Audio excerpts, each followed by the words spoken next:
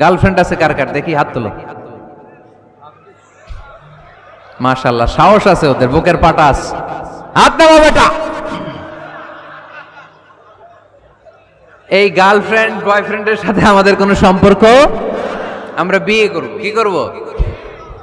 বিয়ে করব। চেয়ারম্যান সাহেব বিয়ে করাই দিন এগুলোরে, আপনার দায়িত্বে দিয়ে গেলাম।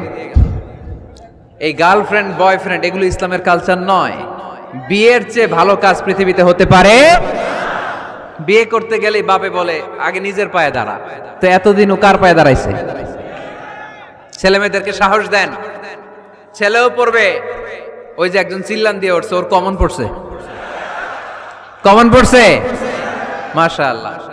গার্ডিয়ানরা যারা আছেন ওদের দুঃখ কষ্ট একটু বুঝছেন আপনারা, মিলাই দিয়েন ওদেরকে, বিয়ের পিড়িতে বসায় দিয়েন। বিয়েতে কল্যাণ, বিয়েতে বরকত।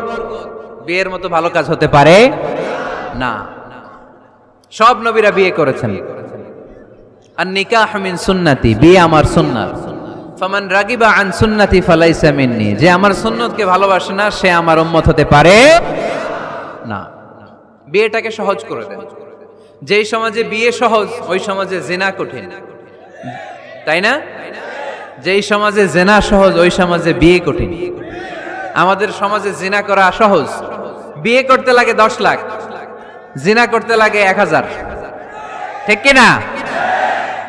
10 লাখ টাকা ছাড়া বিয়ে করা যায় না। এটা লাগবে, ওইটা লাগবে, এই দাও, ওই দাও, মোহর দাও, বিশাল অঙ্কের মোহর। 10 লক্ষ টাকা ধার্য না করলে মেয়ে দিবে না, এরকম আছে না নাই? না, এগুলো আসলে ইসলামিক কালচার না।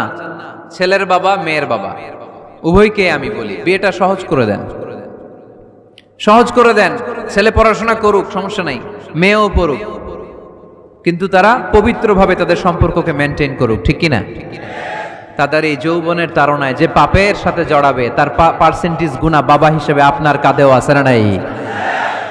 এজন্য বাবারা সাবধান, মায়েরা সাবধান, বিয়েটাকে সহজ করেন।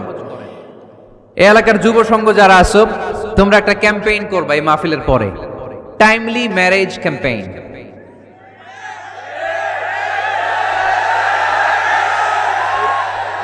Timely marriage campaign. সময় মতো বিয়ে দিতে হবে, দেরি করা যাবে। বাপ মা বুঝে না, একজনকে হুজুর আব্বাই বুঝে না। গার্ডিয়ান যারা আছেন একটু সদয় হন।